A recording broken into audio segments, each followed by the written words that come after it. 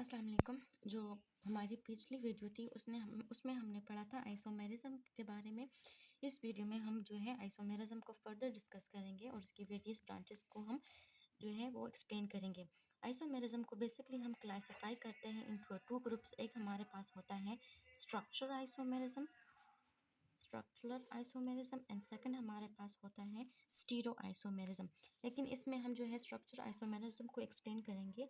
तो structure isomerism में हमारे पास ये होता है कि इसमें हमारे पास जो है इसका जो है सेम मॉलिक्यूलर फार्मूला होता है, लेकिन इसका स्ट्रक्चर जो होता है वो डिफरेंट होता है।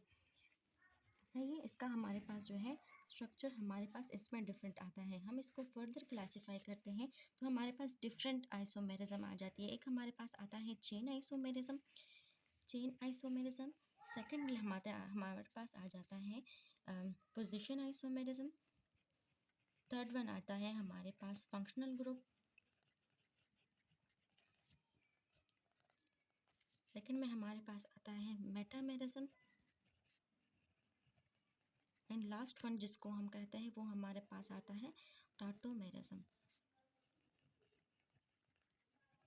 अच्छा, हम इसकी जो फर्दर क्लासिफिकेशन करते हैं चेन आइसोमेरिज्म में क्या होता है कि इसका मॉलिक्यूलर फार्मूला सेम रहता है, लेकिन हमारा जो कार्बन स्केलेटन है वो हमारे पास डिफरेंट आता है। फॉर एग्जांपल इसमें की अगर मैं बात करूँ, मेरे पास है 4 चेंज। फॉर एग्जांपल मैं कहती हूँ CH3 CH2 CH2 and CH2।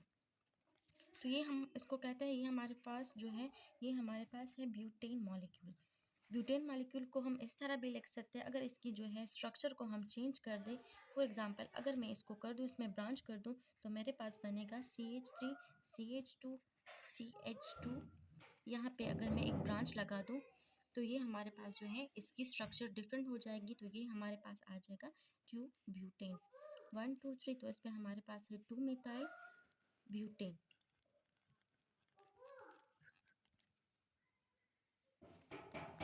तो दोनों में हमारे पास बेसिकली क्या डिफरेंस है कि हमारे पास जो कार्बन है उसका हमारे पास डिफरेंस आ रहा है। अच्छा, अब हम बात करते हैं हम पोजीशन आइसोमेरिज्म के बारे में। तो पोजीशन आइसोमेरिज्म में हम बेसिकली क्या करते हैं कि हमारे पास जो हमारा फंक्शनल ग्रुप होता है उसकी पोजीशन, उसकी जो है हमारे पास जगह जो होती है वो डिफरेंट होती है। आइदर या हमारे पास single double and triple bond की हम पोजीशन देखते हैं, या हमारे पास जो भी फंक्शनल ग्रुप अटैच हो, either they are chlorine bromine and any other group. So हम देखते हैं अटैच ग्रुप को, जो उसका फंक्शनल ग्रुप है उसकी हमारे पास जगह जो होती है वो मुख्तलिफ होती है। फॉर एग्जांपल बात करते हैं CH3 CH2 CH2 and CH2 ये मेरे पास पेंटेन है मॉलिक्यूल है। सही है, पेंटेन मॉलिक्यूल है, लेकिन इसके जो है फर्स्ट ग्रुप में मैं यहाँ पे OH अटैच कर दूँ तो इसका हमारे पास ये बनता है पेंटानोल। इसमें हमारे पास पेंटानोल है, इसमें मेरे पास O अटैच है ऑन द फर्स्ट ग्रुप। सो ये हमारे पास जो है एज एग्जांपल है फंक्शनल ग्रुप की। इसके एग्जांपल मैं आपको ऐसे भी दे सकता हूँ, अगर हम जो है इसको कर दें पेंटेन मॉलिक्यूल बना दे CH3 CH2 CH2 CH2 CH2, लेकिन फंक्शनल ग्रुप OH जो है अगर मैं यहाँ लगा दूँ तो ये मेरे पास बनता है 2 पेंटानोल।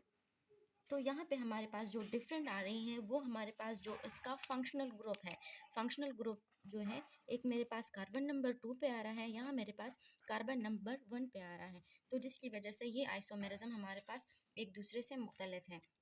तीसरी हम बात करते हैं फंक्शनल आइसोमेरिज्म के बारे में। फंक्शनल आइसोमेरिज्म में हमारे पास ये होता है जो हमारा फंक्शनल ग्रुप होता है वो हमारे पास डिफरेंट आता है। फॉर एग्जांपल अगर मैं कहती हूँ कि मेरे पास है CH2H5 एंड OH, तो ये मेरे पास जो है this OH is responsible.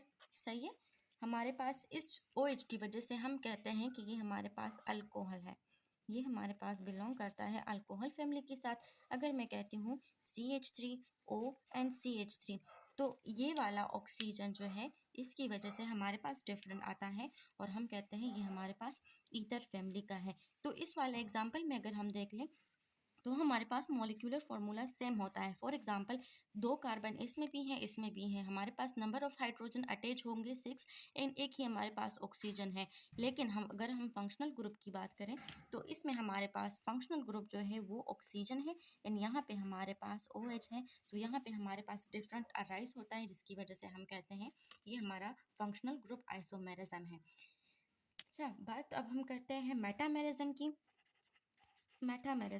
Metamerism में हमारे पास बेसिकली क्या होता है कि हमारे पास डिस्ट्रीब्यूशन अनइक्वल डिस्ट्रीब्यूशन होती है on the either side of the functional group. इसमें हमारे पास क्या होता है कि हमारे पास कोई भी अगर हम ग्रुप ले लें, for example CH3 CH2O and CH2 5 and CH3, तो इसमें हमारे पास क्या होता है, ये हमारे पास बेसिकली ईथर है।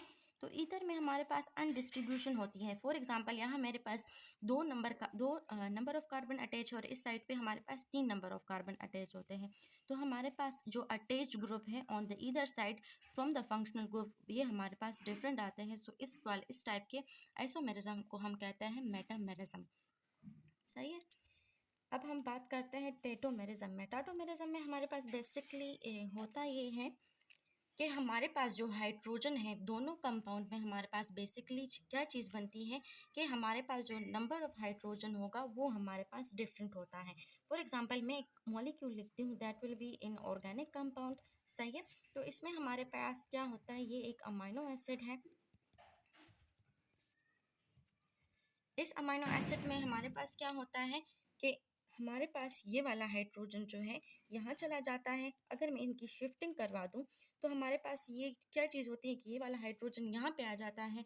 यहाँ पे हमारे पास नेगेटिव चार्ज बनेगा, यहाँ पे हमारे पास पॉजिटिव चार्ज बन जाएगा।